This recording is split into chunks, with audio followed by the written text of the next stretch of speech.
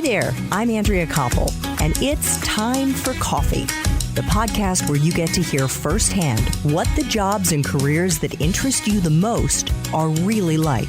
Hey there, Java junkies. Welcome back to another episode of T for C. Are you fascinated by aeronautics and space exploration? Then this is the episode for you, because my next guest is a senior engineer at the National Aeronautics and Space Administration's Jet Propulsion Laboratory, also known as NASA's JPL, where he spends his days helping to make sure various NASA missions into space, whether to Mars or Jupiter or another planet, get off without a hitch. But before I introduce you to Fred Serricchio, I want to make sure you've signed up for the Java Junkies Journal. That's Time for Coffee's weekly newsletter that comes out on Mondays to give you an exclusive look into the episodes and the professionals we're going to be featuring that week, and it is so easy to do. You just head over to the Time for Coffee website at time4coffee.org, and the sign-up box is right there.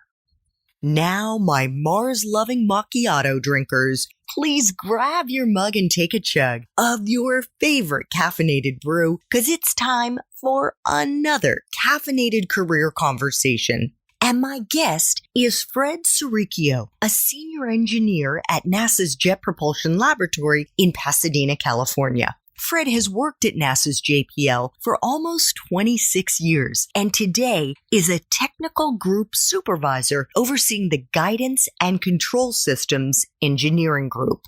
Over the last quarter century, Fred has worked on countless projects, including the Mars rover, both Spirit and Opportunity, attitude control systems, as well as developing and implementing the autonomous control system for a deep drilling mechanism in the Mars exploration program. He's also the crew's ACS lead on the Mars Science Laboratory, completing controller performance analysis, algorithm development, kinematic and dynamic modeling, and simulation of flight system, completing flight operations from launch to landing, including all turns, calibrations parameter, and alignment updates, and TCMS, which I'm not even going to attempt to describe to you because I know I'm going to be wrong. We'll let Fred explain to us what all of that is. And I've literally just scratched the surface on Fred's decades of experience and experiences. If you want to learn more about what he's done,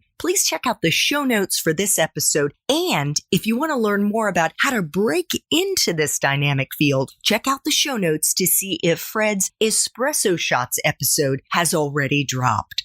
Fred, welcome to Time for Coffee. Are you caffeinated and ready to go?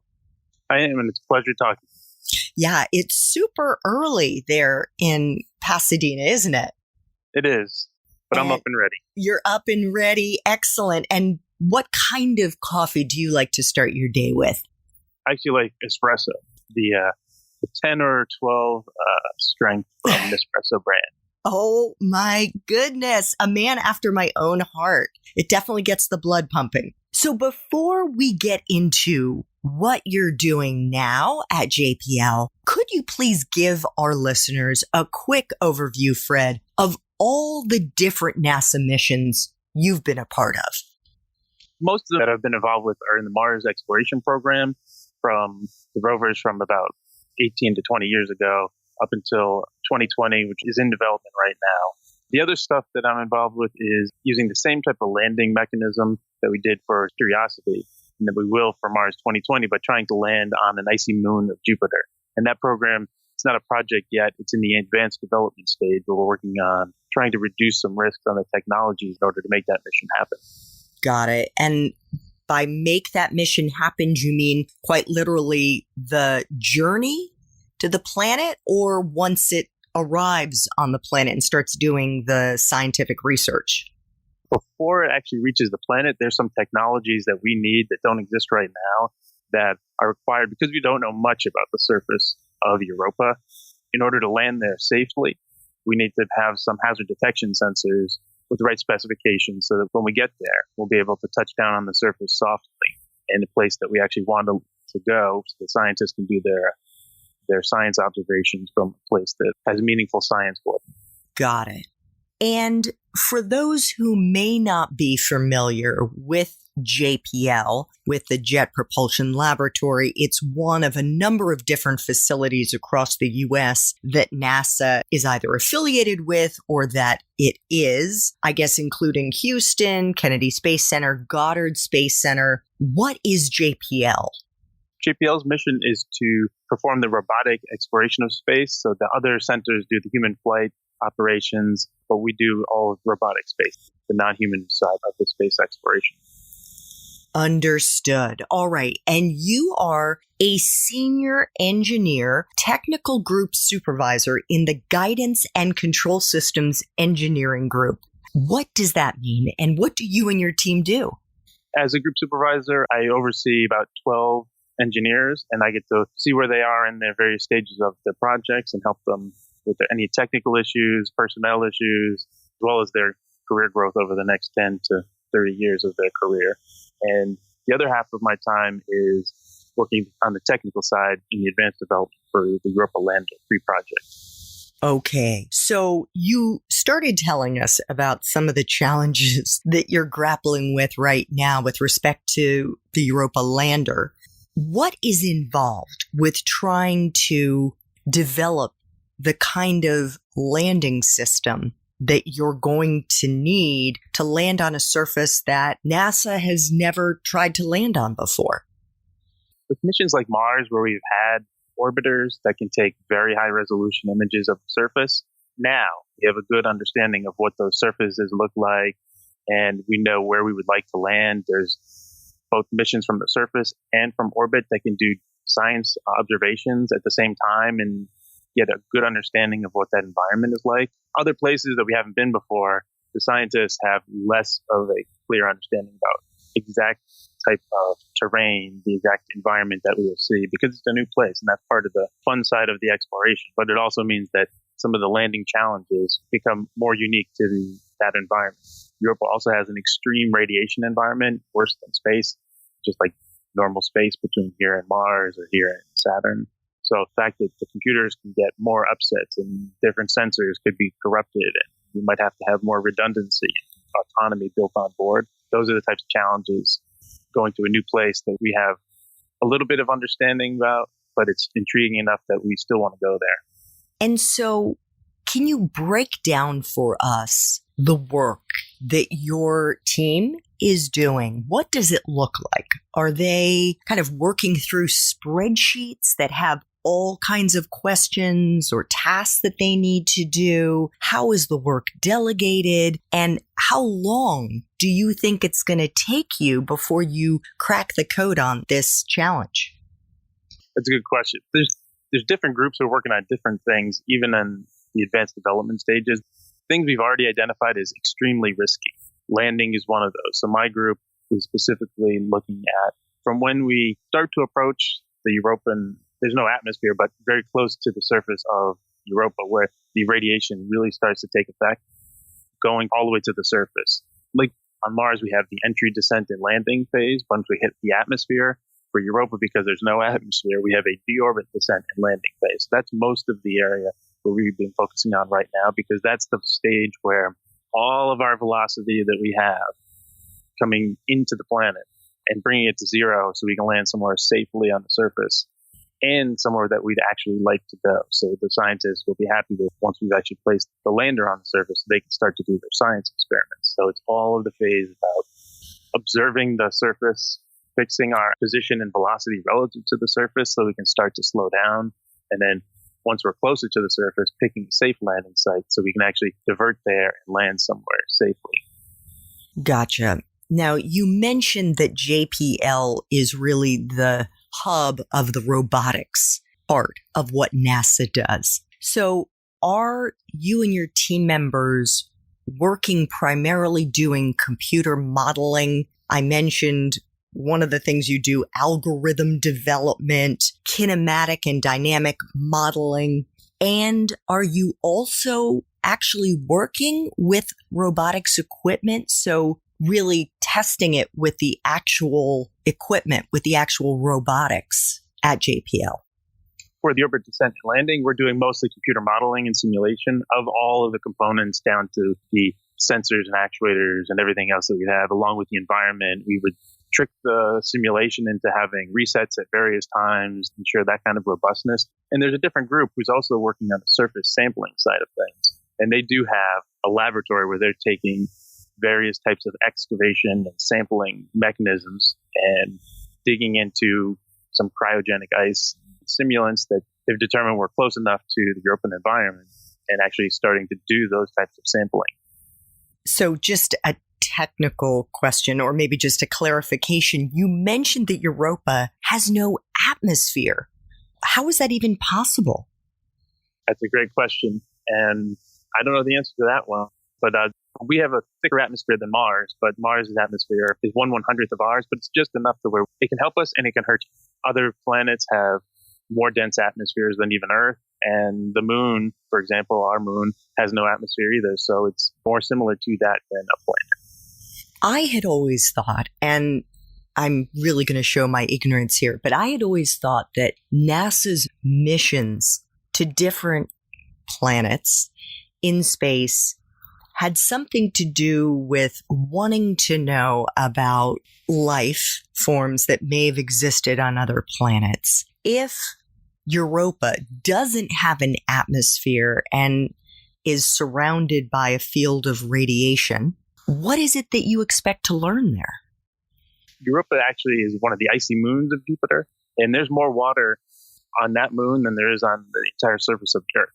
Despite the fact that it's a harsh environment, despite the fact that there's an extreme ice layer on top, there's still plenty of liquid water beneath that surface. Those are things that the scientists do know, and from observations from all of the other science experiments that have come before us. But it's an intriguing question for them because, just like you said, the search for the answer, does life exist anywhere else other than here, is one that people have been asking since people have had the mental capacity to think about that. And that's been a long time. So Europa is one of the many places that we would love to find the answer to that question. Oh, great. That is so fascinating. Oh, my God. So take us into a typical day for you, Fred. You happen to be in the office super early.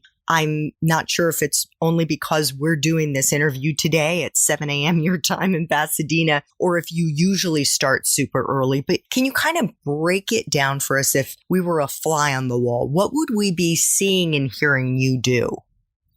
Some of that depends on the phase of the mission, but normally it starts with some meetings to figure out what the plans are, what the results from the previous month's activities have been, where we're going for the next month or next year.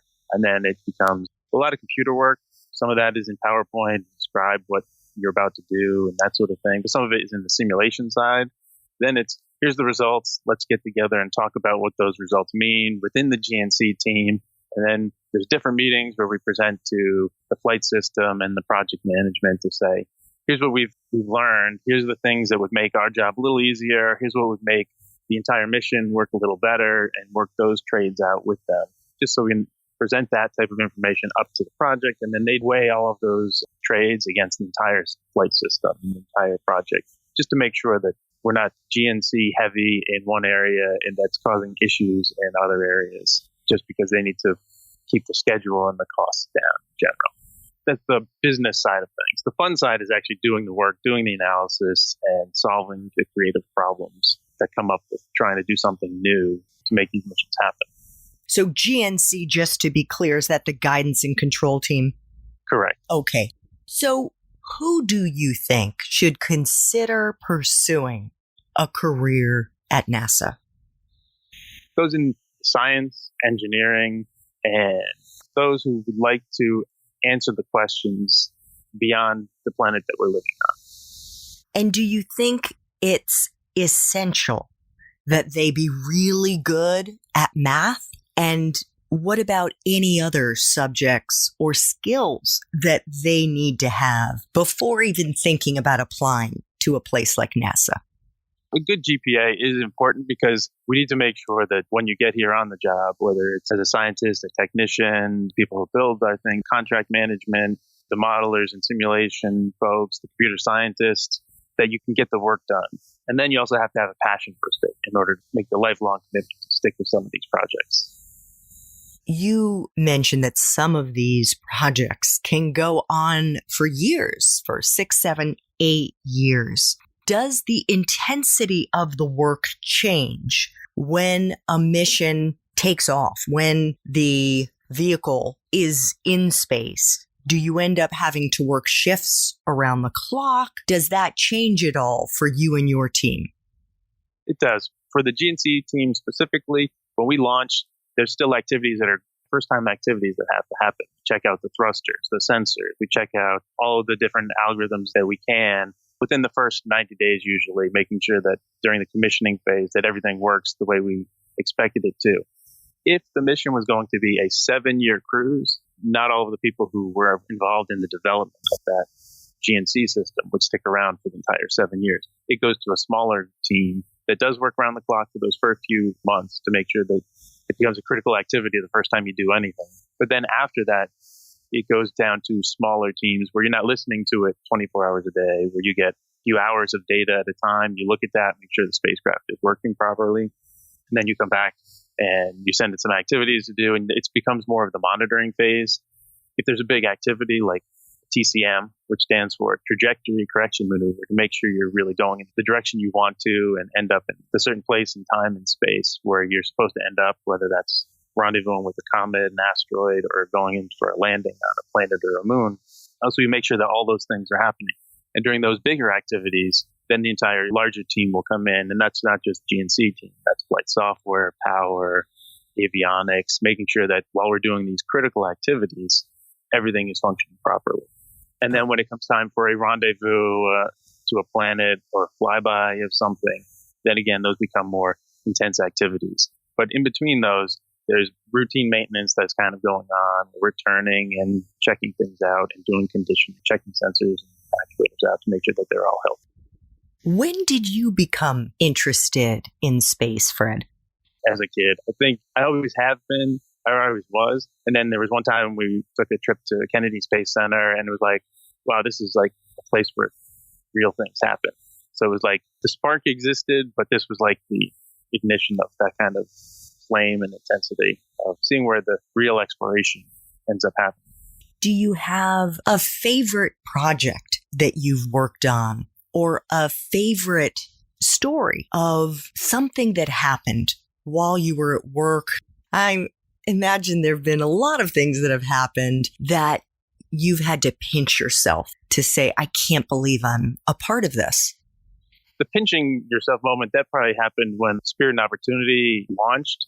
Before that, it was the intensity of those, because we were doing 2 rovers, which is really 2 spacecraft that were going to launch on 2 different launch vehicles at the same time. So the intensity over that 3-year period was a lot. There we were testing around the clock and those sorts of things. So by the time we got to launch, it was like, okay, this is an intense moment. But then one of the people sitting next to me was like, this isn't the test bed anymore. This isn't just one of the hundreds of tests that we've performed on this. This is the real spacecraft. And in 10 seconds, it's going to be off the planet.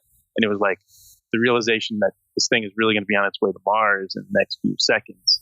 That was really the tingle moment, the goosebump moment when that took off. But then we had to go back, get the second rover ready for that launch, which was just a few weeks later. So it wasn't a lot of time for reflection, but it was like a reality check at that time. Have you had any heartbreaks, any big setbacks that you've had to grapple with? And how did you get your head around the importance of going back to the drawing board and trying again? Thankfully, none of the missions that I've on had major failures.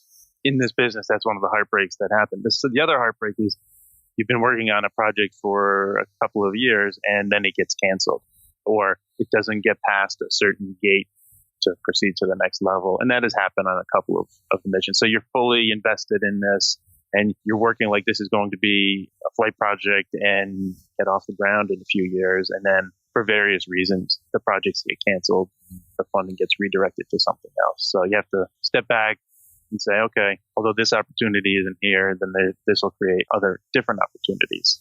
So you just have to refocus your effort, put your time and energy into the next thing you're going to go into.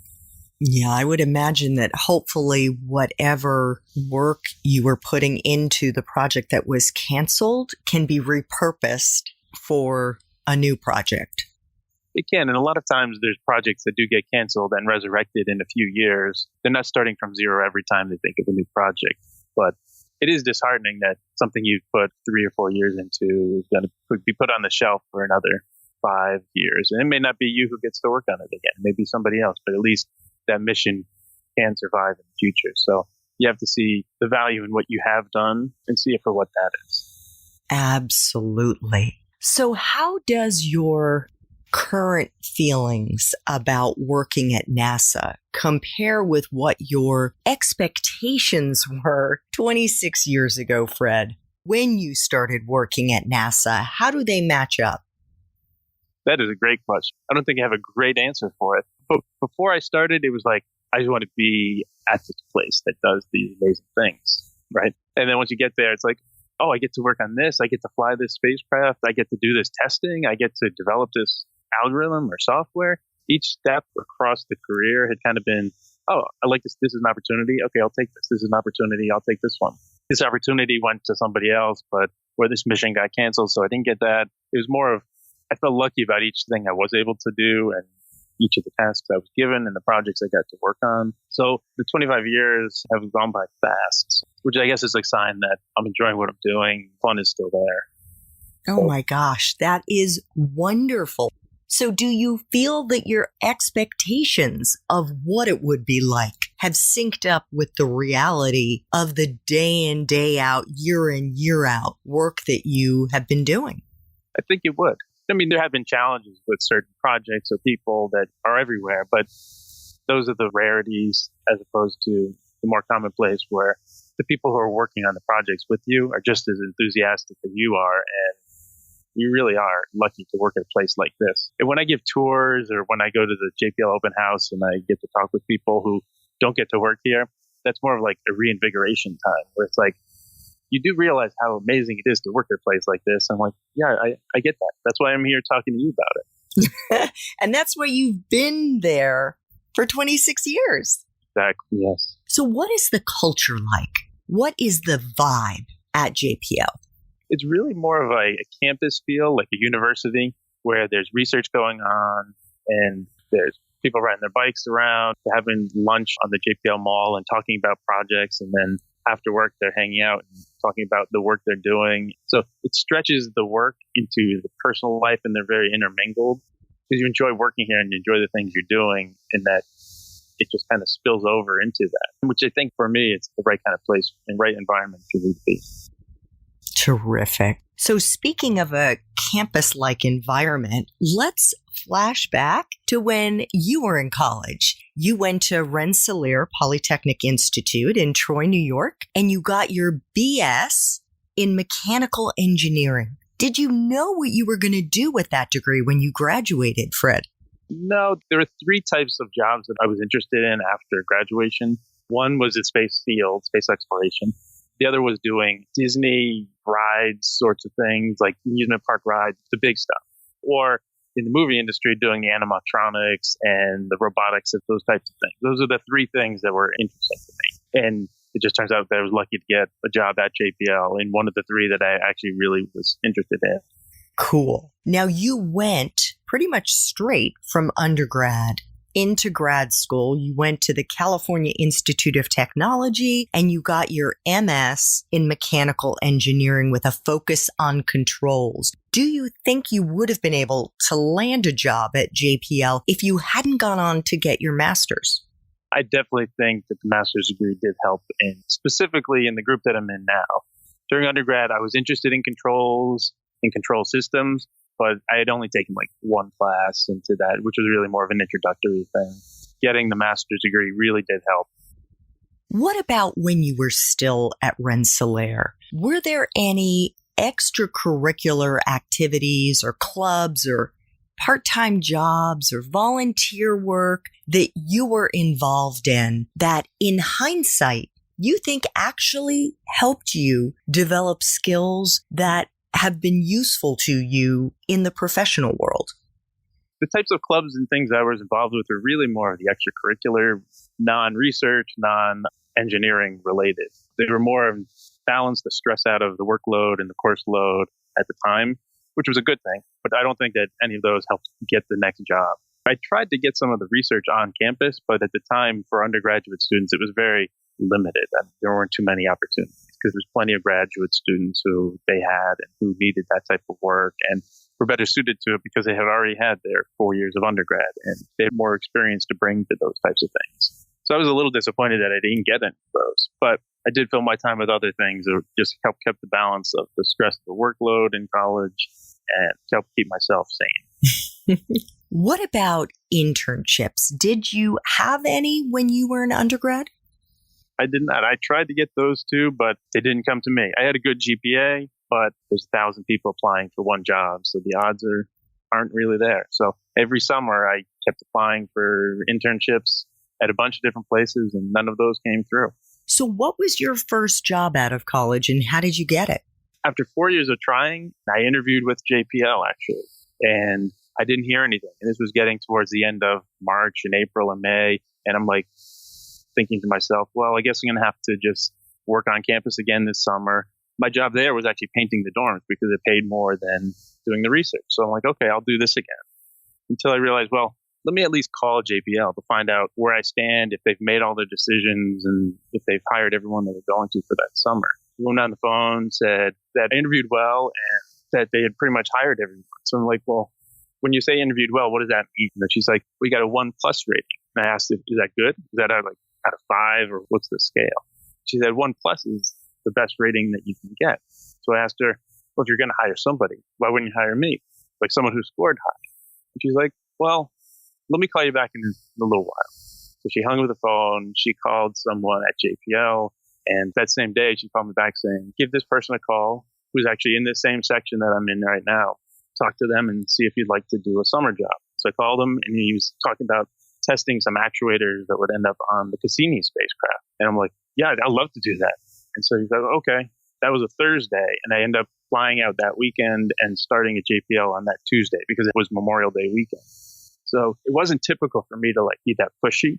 If I hadn't done that, I wouldn't be at this job today because I wouldn't have gotten that internship that summer. I wouldn't have met the people I've met. I wouldn't have been able to have a 10-week job interview, which is what an internship really is. And I wouldn't have been invited back that next summer and turned into full-time. So if I hadn't made that phone call when it was already a little too late for the summer and those jobs had already been given away, and it wasn't for that woman to make that connection with the group supervisor at the time, then I wouldn't have this job. So I'm very thankful for my younger self to have done that. Oh my God, what an incredible story. So you picked up the phone, and who did you call again?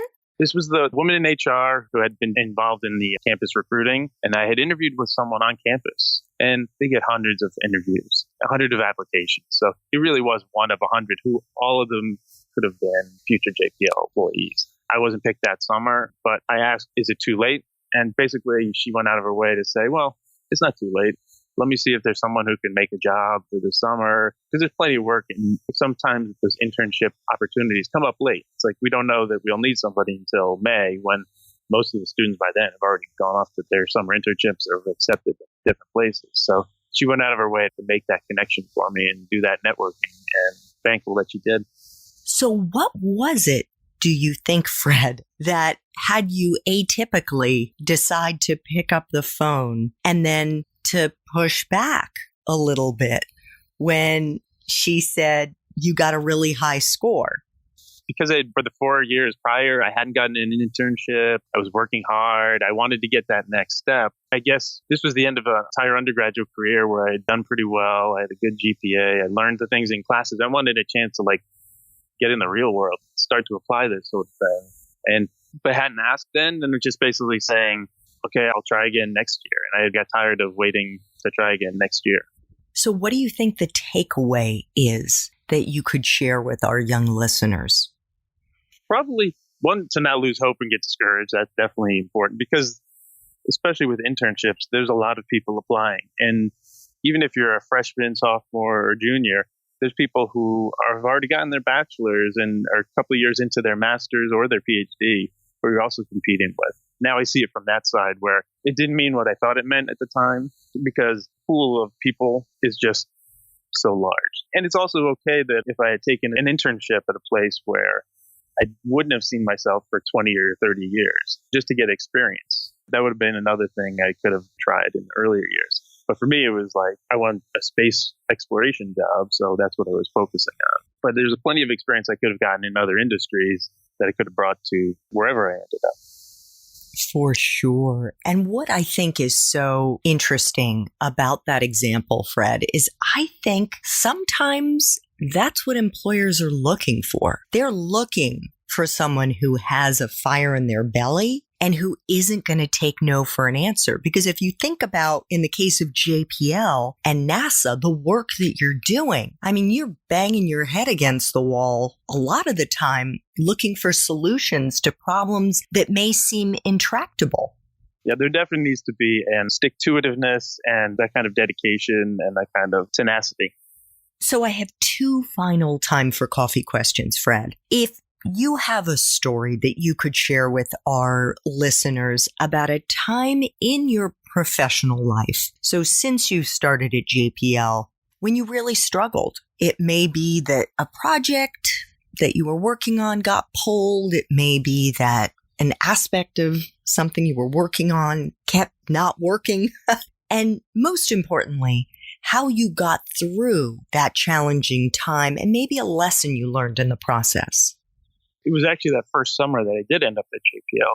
One of the first projects I was given was to measure the stiffness of a certain part that they were using in some mechanical design. And so I'm like, okay. I was trying to work through it, trying to formulate the problem, because it wasn't set up like a typical exam problem at an undergraduate engineering class. It was, here's a picture and figure it out.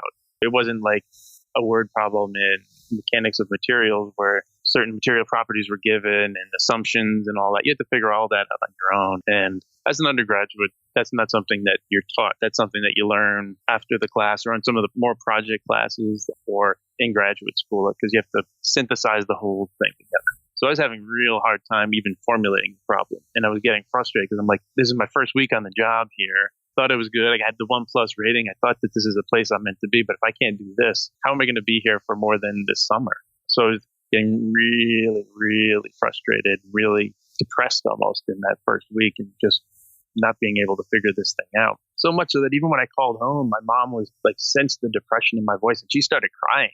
I wasn't even like talking about this, but she just sensed how down I was. And so then that next Monday, I talked to the person who would give me the problem and said, I'm having a little hard time starting this thing and getting to an answer. He's like, well, what did you do so far? And he talked me through what I had done and asked him a couple of questions. And he's like, oh, is that what you're looking for? And it basically a few seconds of conversation with him to help clarify it, make sure my assumptions were correct, and make sure I understood what he was really looking for. And I was able to come up with an answer over the next hour. And he was like, okay, that's good. Let's try this other thing. So if I hadn't actually asked him for those questions or for clarification to help me work through the problem, I would have left that summer thinking this wasn't the place for me. So it's not just enough to get the job. You actually have to be willing to ask the questions on the job. You don't have to know everything the first day. And if you don't know, it's better to ask than to let weeks go by and not make any progress. So that's the other thing that I learned early, which was it's okay to ask questions, ask for help, clarification, those sorts of things. Wow. You were so much smarter than I was. Because it took me years and years and years to learn that lesson, Fred. I felt like, especially in the beginning of my career, when I was the new kid on the block, that I had to act like I knew it, because to let down my guard might give my supervisors pause for why they hired me in the first place. And it wasn't until I got quite a bit older that I realized I could have saved myself so much anxiety and stress and self-doubt if only I had identified maybe a mentor or had gone back to my supervisor and just said, hey, I'm having some challenges figuring this out. Could you give me some advice? That's absolutely right. Because JPL actually now in the past few years, every new employee that comes in, even if they've come in with 10 or 20 years experience from somewhere else, we assign them a mentor. Just one, so they get used to JPL and how we do things and to help them find their way. as well as for every new employee who comes right out of college, so that they have someone that they can talk to for their career planning, their advice. They can talk about the frustrations they're having in their current task without someone in their actual task management side of things. They can feel free to talk about those things and get the advice and get the perspective from someone who's been here a little longer. Yeah. Wow, that's amazing that they do that. That's great. And I should say, you have a great quote on your Twitter feed. It says, "It doesn't matter how many times you get knocked down, but how many times you get up." Why do you have that on your Twitter feed?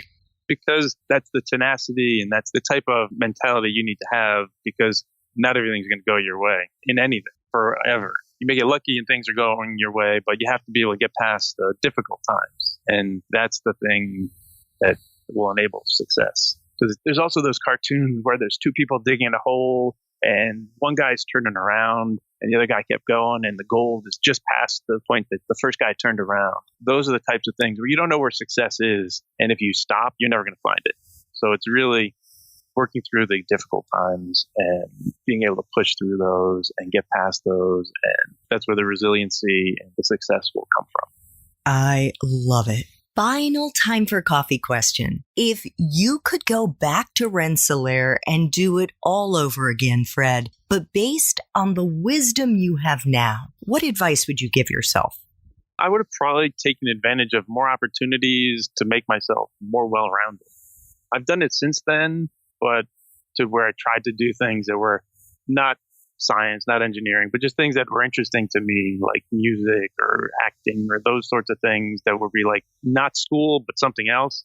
Because when I was in school, my job was to focus on school. So that's what I wanted to do. And anything that was not that was just a small piece. But I didn't pursue those with the same level that I would right now because I feel like I have a little more time to do that. But in school, you also have time. So I would have tried to do those sorts of things to diversify my interests and to follow through with some of those. Wonderful. Well, Fred, I want to thank you so much for making time for coffee today, time for a couple espresso shots with me and the Time for Coffee community. If any of our listeners want to learn how to break into NASA, into the field of science and research, what Fred has been doing for the last 26 years, check out the show notes to see if his Espresso Shots episode has already dropped. I wish you tons of luck and just good vibes with the Europa lander and everything else you're working on, Fred. It's just such a fascinating career. Thank you. Thanks so much for listening to Time for Coffee, where the professionals in the jobs that most interest you always have time to grab coffee 24/7, no matter where you live. I have one quick favor to ask you. Remember to rate, review, and subscribe to Time for Coffee. Thanks so much.